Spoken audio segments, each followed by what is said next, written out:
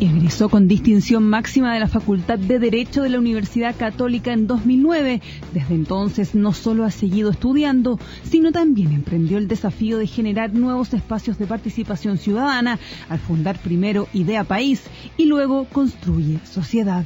Este último movimiento ya es parte de Chile Vamos, donde ha comenzado a ganar espacios preparando sus futuros desafíos electorales, retos que a este joven abogado le llegan justo cuando está a la espera de su primer hijo. Mientras eso ocurre, piensa cómo desde la llamada derecha política se puede reencantar al electorado que su sector ha perdido. El liderazgo de joven profesional comenzó a manifestarse en sus años universitarios, siendo consejero superior y presidente del Centro de Alumnos de Derecho, UC, pero por sobre todo busca generar instancias de discusión, de diálogo, de crecimiento. Este amante del fútbol y del tenis, acérrimo hincha cruzado, también dirige por estos días el proyecto Grupos Desarrollo Humano, que prepara una propuesta presidencial para 2017, ideas que seguramente estarán inspiradas en las enseñanzas sociales del cristianismo, porque Diego Schalper, protagonista de este Nuevas Voces, está convencido que se debe avanzar hacia una sociedad donde todas las ideas puedan ser escuchadas y valoradas en su justa medida. Diego, gracias por acompañarnos. Muchas gracias por la invitación.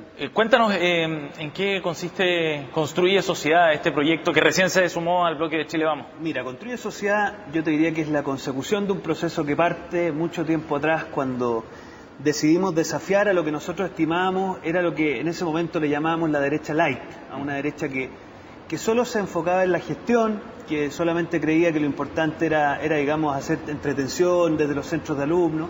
La derecha del cosismo. La derecha del cosismo, y yo te diría que la que no cree que la política tenga algo más que gestión, digamos. Entonces, este proceso parte de la Universidad Católica hace mucho tiempo atrás, donde desafiábamos un poco a las fuerzas que estaban imperando en ese momento. ¿El gremialismo?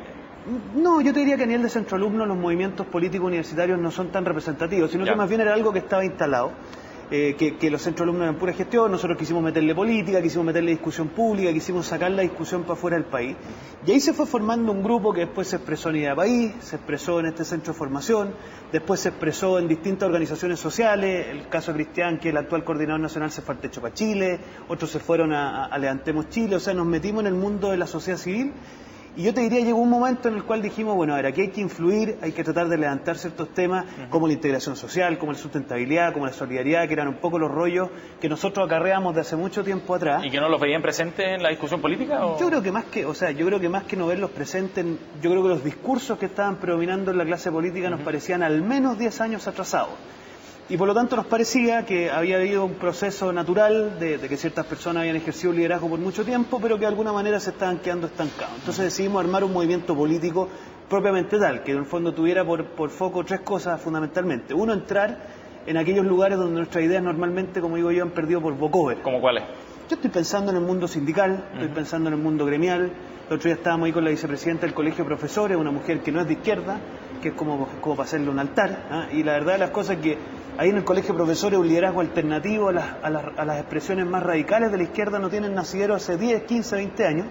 Y yo creo que es porque nuestra generación no carga con el estigma de decirle con tranquilidad a dictadura lo que fue una dictadura, no carga con el estigma de tener que representar, digamos, a la clase empresarial, porque no es nuestro estilo. ¿Es por un asunto generacional o es por convicciones? Yo creo que de las dos un poco. Yo creo que nuestra generación no carga con trancas y la verdad de las cosas que por lo menos nosotros de Construye Sociedad nos hemos visto debatiendo en lugares donde probablemente la centro-derecha hace mucho tiempo no debate. A mí me tocó debatir hace poco el Lusach, ponte tú. Ya. Que el Lusach uno diría, bueno, pero ¿cuál es la posibilidad que alguien de las ideas que tú defiendes pueda estar en Lusach? Yo lo que digo al revés, porque la verdad de las cosas es que el Lusach vienen escuchando hace 30 años a Camilo Ballesteros. Si lo novedoso es escuchar algo distinto a Camilo Ballesteros. Entonces, yo creo que la centro-derecha se ha restado, yo creo que un poquito por quizás falta de organización, o falta de priorización, o quizás incluso por falta de relato, de ciertos lugares en los que naturalmente se podría estar. Yo pienso, por ejemplo, nosotros estamos trabajando en una red de dirigentes sindicales, y tú dirías, ¿y los sindicatos? ¿Qué tiene que hacer un movimiento como ustedes con los sindicatos? Bueno, yo creo en la solidaridad dentro de la empresa, creo en la participación de los trabajadores dentro de la empresa. Eso te iba a preguntar, ¿es una manera de generar adhesión, de generar también liderazgo nuevo, de trabajo territorial, o es un asunto también de llevar las ideas de la derecha hacia esos sectores como tratando de revertir tendencias más fuertes? Mira, yo te diría dos cosas. La primera es que realmente en la base social hoy día se disputa mucho más que lo que se disputaba la política hace 20, 25 años. Aquí lo que va a experimentar Chile es una horizontalización del poder y por lo tanto muchas veces los dirigentes sindicales van a tener incluso más influencia que los parlamentarios. Por lo tanto, no estar en la disputa sindical es básicamente no participar de la política. Y lo segundo es que yo te diría que nuestro discurso, que no tiene una defensa ortodoxa del libre mercado, porque yo creo que efectivamente en Chile no hay libre mercado, porque el libre mercado supone que haya competencia, que no hayan abusos y una serie de cosas que en Chile sabemos que no existen. Entonces, tú cuando llegas a un sindicato sin complejos de decir que el libre mercado en Chile está fallando, que hay que introducir dosis de diversificación del poder, que hay que desconcentrar el monopolio de ciertos espacios que están muy reducidos, los trabajadores inmediatamente se dan cuenta de que tú no eres, por decirlo así, un lobista de los empresarios, sino que más bien eres alguien que viene a traer un discurso distinto, que viene escuchando hace 20 años que la solución de ellos está en el Estado, y ahí la están esperando hace 20 años, y la verdad es que un discurso que es capaz de enfocarse desde la sociedad civil, desde la solidaridad, desde la corresponsabilidad entre trabajador y empleador, asignándole responsabilidad al empleador, dándole participación al trabajador en la empresa,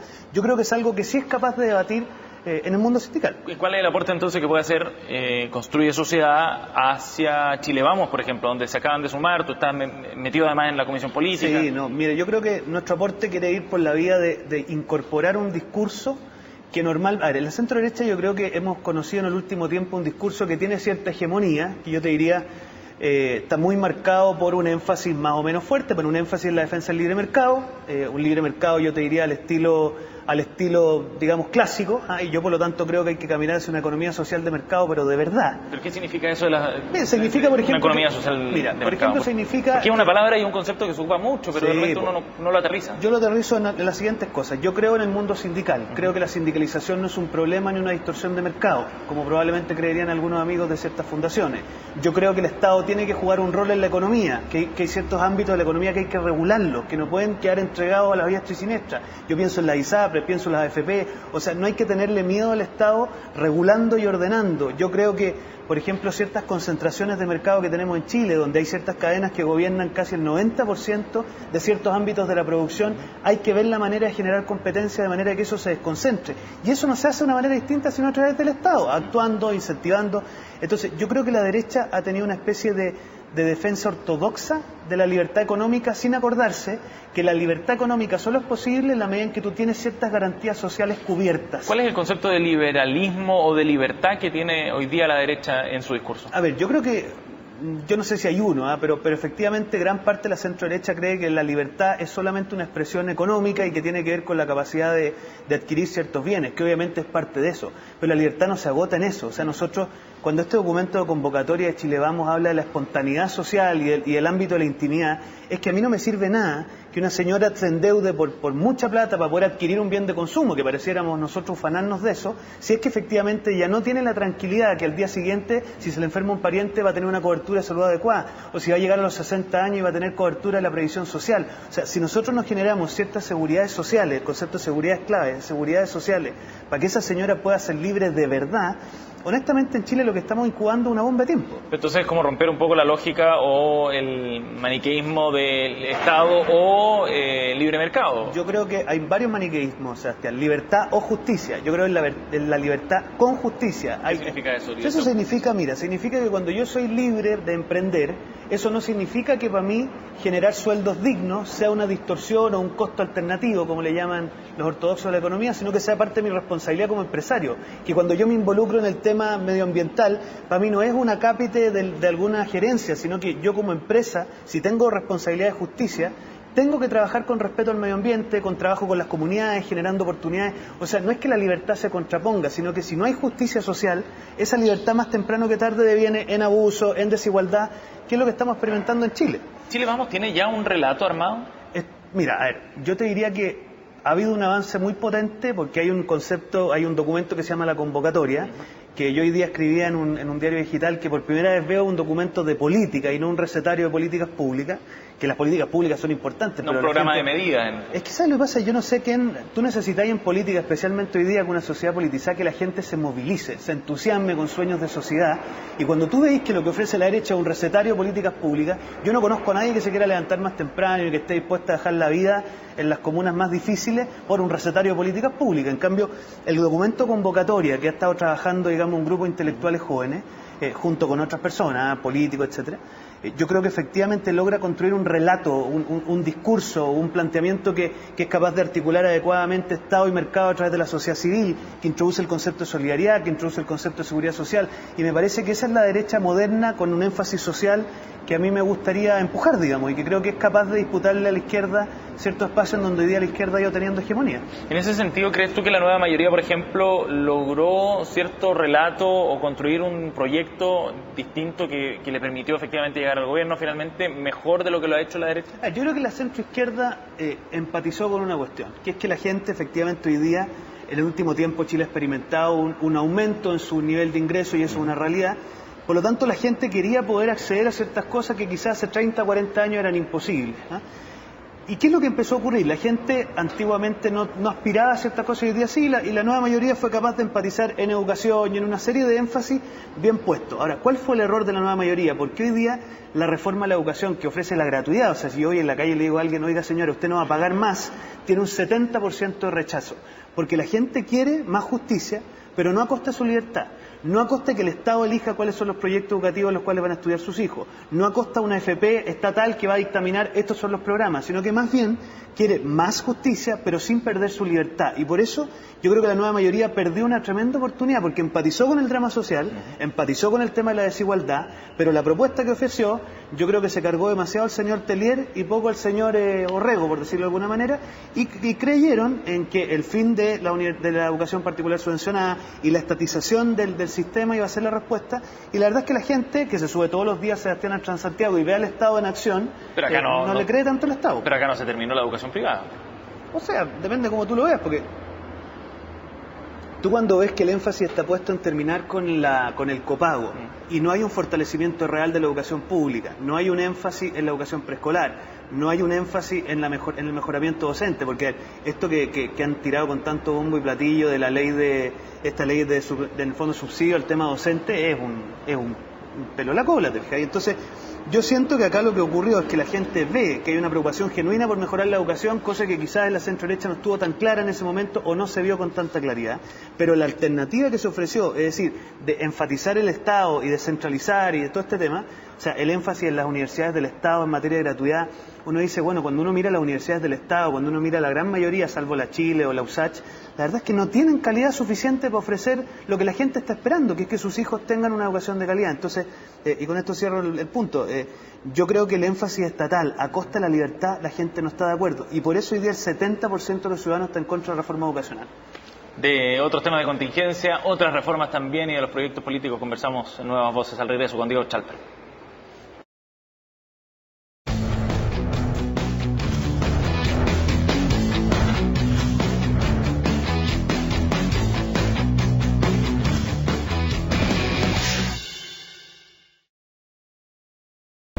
Diego, ya estamos de vuelta para seguir abordando otros temas de política. Hablábamos mucho de renovación del discurso también, pero también de renovación de caras dentro de Chile Vamos. ¿Es un proceso en el que está al debe, crees tú, la derecha acá en Chile? Mira, yo creo que en política nadie puede pretender que le den el espacio por secretaría. Yo pienso que uno en eso también hay como un discurso un poquito fariseísta, encuentro yo. Yo creo que las nuevas generaciones no pueden pretender que les regalen los espacios, por lo tanto hay que entrar, hay que disputar. Yo efectivamente estoy abogando porque hayan vocerías independientes dentro de Chile Vamos, cosa de que no sean siempre políticos. Yo no hablo mal de los políticos, creo que también cumplen su rol, pero que no sean solo los políticos los que den vocería. A mí me gustaría que den vocería dirigentes sociales desde nuestra idea, gente de los movimientos juveniles, y efectivamente no creo en la hegemonía de la política. Ahora, cuando uno piensa en renovación de caras, acá tienen que haber gente joven, dispuesta a disputar espacios, dispuesta a ir a los municipios más difíciles. Yo hoy día en la mañana, por ejemplo, te cuento que estábamos trabajando con gente en La Granja, porque vamos a levantar un candidato en La Granja. Yo no sé cuánta gente de centro derecha tiene ganas de ir a competir a La Granja, que es un municipio en donde el señor alcalde saca un 70%. Hacen cola para ser candidatos en Providencia y en Las Condes, pero lo difícil es también ir a esas comunas un poquito más difíciles. Entonces, yo cuando me preguntan por la renovación, yo creo que la renovación tiene que ser una vocación, pero que se gana en la cancha y que efectivamente implica que estés dispuesto a competir. Pero también hay procesos dentro de algunos partidos, en particular en la UDI, lo hemos visto en el último tiempo, donde está sobre la mesa el plantear un recambio generacional como una forma de darle nueva vitalidad al partido. Yo creo que eso es inevitable. Yo por lo menos veo con muy buenos ojos lo que está empujando Jaime Belolio y otra serie de diputados jóvenes. Yo creo que Jaime Belolio le va a hacer un aporte tremendo a la UDI en el sentido de básicamente levantar un discurso que esté acorde a la realidad actual. Y yo por lo menos, Sebastián, lo veo como un proceso inevitable. Uno ve en Renovación gente como la Paulina Núñez, como ¿cómo se llama? El Rojo Edwards, el mismo Mario Desbordes, o sea, gente que viene de otra, y yo creo que estos son procesos naturales. Yo no creo que esta tesis de Cristóbal Belolio, que hay que matar al padre, yo creo que no hay que matar al padre, sino que hay que hacer un tránsito razonable y que los espacios hay que ganárselos en la cancha, digamos, no pretendiendo que las personas que han estado abandonen sus espacios, sino que más bien irlos, digamos, nutriendo de gente nueva. Y haciendo un paralelo nuevamente con lo que ha sucedido en la izquierda y con ciertos liderazgos jóvenes que han surgido por ese otro lado, ¿lo ha hecho mejor quizás la izquierda? ¿Hay que aprender algo de allá? Yo creo que la centroizquierda entendió que la renovación tenía que salir fuera de los partidos. Tú ves que hoy día los liderazgos jóvenes con más fuerza y que mantienen su fuerza, porque por ejemplo Camila Vallejos tenía fuerza, pero hoy día la verdad que los aplausos son escasos para la señorita Vallejo. Entonces, si tú miráis a Giorgio, miráis a Gabriel, ellos en el fondo armaron una cuestión fuera y después de a poco han ido incorporándose a las estructuras. Yo creo que en el fondo el esfuerzo de construir sociedad, de idea país, ha sido lo mismo. O sea, en el fondo articularnos fuera de las estructuras, que siempre tienen sus dificultades, pero de manera de poder llegar a las estructuras con una historia y con un trabajo que te avala distinto. Yo siempre digo, es bien distinto cuando uno llega con una historia que lo antecede, que ha tenido que ver con disputar espacios sin padrinos, a cuando tú vienes con padrinos. Y en el caso de Construye Sociedad nosotros no tenemos padrinos. Y eso creo que es una ventaja hoy día, más que un problema. Volviendo a esta idea de repensar la derecha, de la que hablamos harto en el primer bloque, ¿cómo te imaginas tú y con qué principios fundamentales debería estructurarse un gobierno de centro-derecha eventual en la próxima elección o una candidatura? A mí me gusta, yo escribí hace un tiempo algo, es como chanta autocitarse, pero son lo que llamo las 3 S. La S de la seguridad.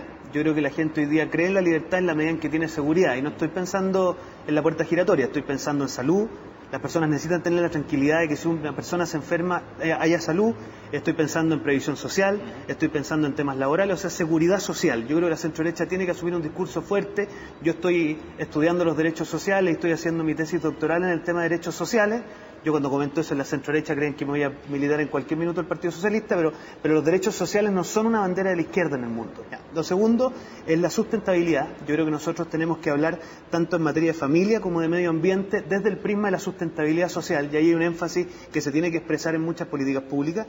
Y lo tercero, para mi gusto, además de sustentabilidad y seguridad, tiene que ver con solidaridad. Y eso tiene que ver con un Estado que no reemplaza a los privados, pero que tampoco observa, como le gustaría quizás a ciertos institutos de derecha, la realidad desde arriba, sino que más bien se involucra generando condiciones sociales, articulando a las comunidades, abriendo espacios a través de consejos comunales, consejos regionales, y yo creo que eso es lo que se viene por delante, digamos. Diego, cuando hablamos de estos temas y de proyectos, sobre todo, uno tiende a mirar también afuera y busca referencias. En el caso de la centroizquierda se mira, los países nórdicos, siempre se mira como un ejemplo. En el caso de la centroderecha, ¿hacia dónde debe mirar? Mira, a mí el modelo... ¿Qué proyectos políticos? Mira, a mí el modelo que más me gusta es el alemán.